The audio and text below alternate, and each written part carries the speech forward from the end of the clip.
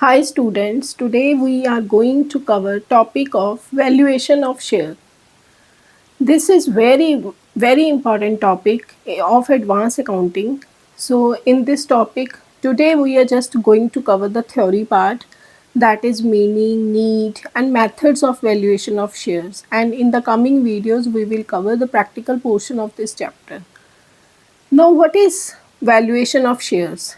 Valuation of shares एक quantitative process होता है जिसमें कंपनी के स्टॉक की, कंपनी के शेयर्स की जो एक्चुअल वैल्यू है, जो ट्रू वैल्यू है, we can say it's the fair value और the intrinsic value of shares, वो फाइंड आउट करने की कोशिश की जाती है।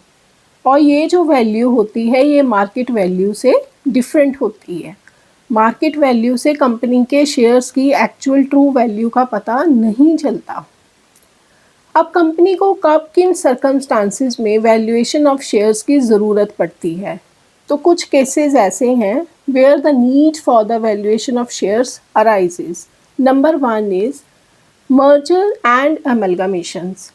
जब भी किसी कंपनी को दूसरी कंपनी टेक ओवर करती है तो ये देखने के लिए कि उस कंपनी को कितना परचेज प्राइस पे किया जाएगा, उस टाइम पे कंपनी के शेयर्स की वैल्यू फाइंड आउट की जाती है।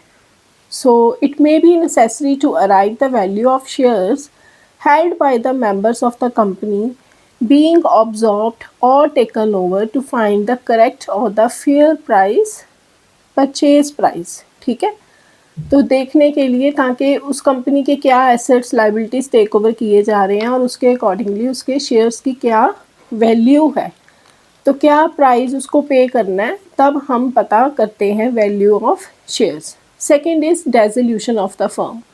अब जब किसी कंपनी में कोई, मान लो पार्टनर्स के ग्रुप ने इकट्ठे जॉइंटली शेयर्स खरीदे हुए हैं और वो पार्टनर्स जिस फर्म को बिलोंग करते हैं उस फर्म की डिसोल्यूशन होने जा रही है, तब उस टाइम पे वो सबसे पहले कंपनी के शेयर्स की वैल्यू देखेंगे ताकि पार्टनर्स आपस में प्रॉपर डिस्ट्रीब्यूशन कर सकें। जो भी उन पार्टनर्स की प्रॉपर्टी है उसको आपस में प्रॉपरली डिस्ट्रीब्यूट करने के लिए वो सबसे पहले कंपनी के शेयर्स की वैल्यू देखेंगे जो उन्होंने जॉइंटली हेल्ड किए हुए हैं। Next is raising of loans. जब भी कंपनी ने किसी बैंक या किसी फाइनेंशियल इंस्टीट्यूशन से लोन रेज करना है तो वो दूसरी जो बैंक है, जो इंस्टीट्यूशन है, वो आपके शेयर्स की वैल्यू देखेगी, उसके हिसाब से कंपनी को लोन एडवांस वो प्रोवाइड करेगी। फिर आ गया investment analysis and decision making. अब ये देखने के लिए जब इन्वेस्टर्स ने देखना है कि जिस कंपनी में वो पैसा लगा रहे हैं वो कंपनी अंडर वैल्यूड है, ओवर वैल्यूड है, इन्वेस्टर्स ने देखना है कि क्या इस कंपनी में पैसा लगाना ठीक है कि नहीं है, क्या इनकी पोर्टफोलियो मैनेजमेंट सही है कि नहीं है, तो उसके लिए भी वैल्यू ऑफ शेयर्स कैलकुलेट की जाती है। Then at the time of conversion, जब भी प्रेफरेंस शेयर्स को या डिबेंचर्स को इक्विटी शेयर्स में कन्वर्ट किया जाता है तो ज़रूरी हो जाता है इक्विटी शेयर्स की वैल्यू को फाइंड आउट करना ताकि हम कैलकुलेट कर सकें कि हर प्रेफरेंस शेयर होल्डर को अपनी प्रेफरेंस शेयर होल्डिंग के बदले में कितने इक्विटी शेयर्स दिए जाएंगे, उसी तरह डिबेंचर्स होल्डर को कितने इक्विटी शेयर्स इशू किए जाएंगे। नेक्स्ट, जब कंपनी का इनकम टैक्स कैलकुलेट होना है या फिर कोई कैपिटल गेन, कोई कोर्ट फीस किसी केस में पेंडिंग है, कुछ भी लीगल असेसमेंट्स पड़ी हैं तो भी कंपनी के वैल्यू ऑफ शेयर्स निकालनी ज़रूरी हो जाती है। उसी तरह मान लो कंपनी कोई नेशनलाइज्ड हो रही है तो फिर गवर्नमेंट ने शेयर होल्डर्स को कंपनसेशन देनी है, उसके बदले में जो भी उसके मेंबर्स होंगे तो वो भी कंपनी के शेयर्स की वैल्यू देख के उसी के हिसाब से शेयर होल्डर को कंपनसेशन प्रोवाइड करेंगे।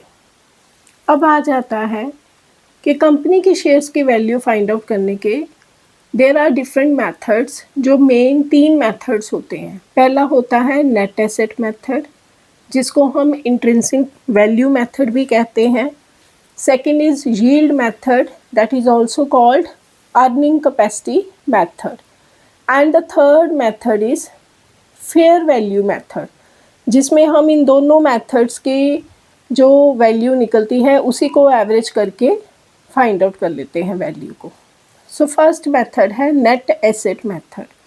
अब नेट एसेट मेथड में क्या होता है, कंपनी जो है इसमें नेट टेंजिबल एसेट्स कैलकुलेट करती है जो भी शेयर होल्डर्स के लिए अवेलेबल हैं।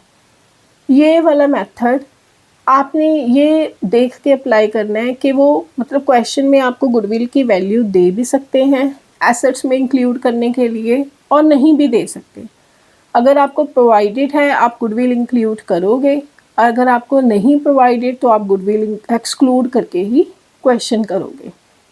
तो इसमें हमने सबसे पहले नेट टेंजिबल एसेट्स कैलकुलेट करनी है।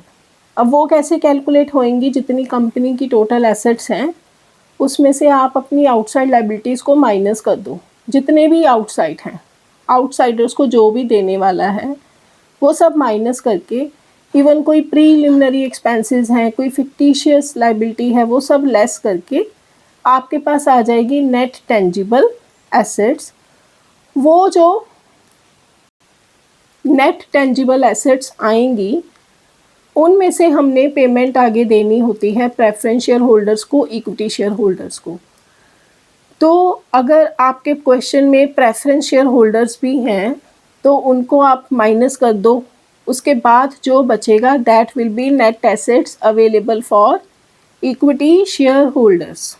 जो नेट एसेट्स अवेलेबल होंगी उनको डिवाइड कर देना है हमने नंबर ऑफ़ इक्विटी शेयर्स के साथ, तो ये बन जाएगी वैल्यू ऑफ इक्विटी शेयर्स।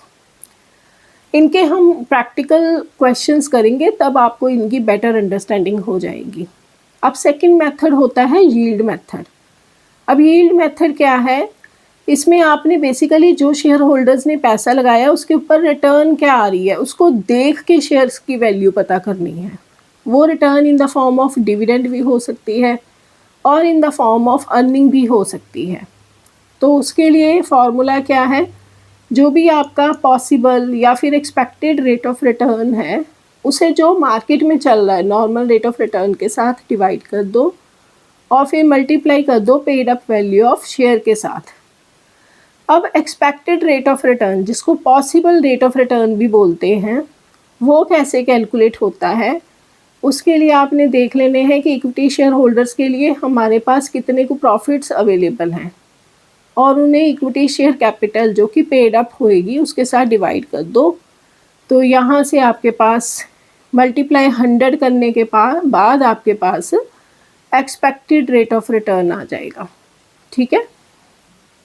अब जो थर्ड मेथड अवेलेबल है that is fair value method. ये पुरानी दोनों मेथड्स के कॉम्बिनेशन से मिलके बना है, तो इसीलिए ये दोनों ही मेथड्स की लिमिटेशंस को कवर करता है। ठीक है, उनको इम्प्रूव, उनके ऊपर एक उनका जो मतलब दोनों की लिमिटेशंस को कवर करना मीन्स के भी उनको उनके ऊपर एक इम्प्रूवमेंट है ये।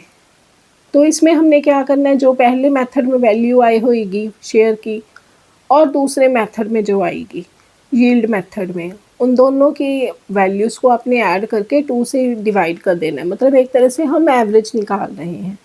तो इसको करने के लिए आपको पहले 2 मेथड्स की अच्छे से अंडरस्टैंडिंग होनी बहुत ज़रूरी है। सो ये एक इंट्रो वीडियो थी जो कि वैल्यू ऑफ शेयर्स के बारे में जस्ट आपको इसमें मीनिंग का बताया, नीड का बताया और मेथड्स का बताया। नेक्स्ट वीडियो में हम इसके कुछ सम्स करेंगे जिससे आपको पता लग जाएगा कि इन मेथड्स को हमने कैसे एक्चुअल में अप्लाई करना है।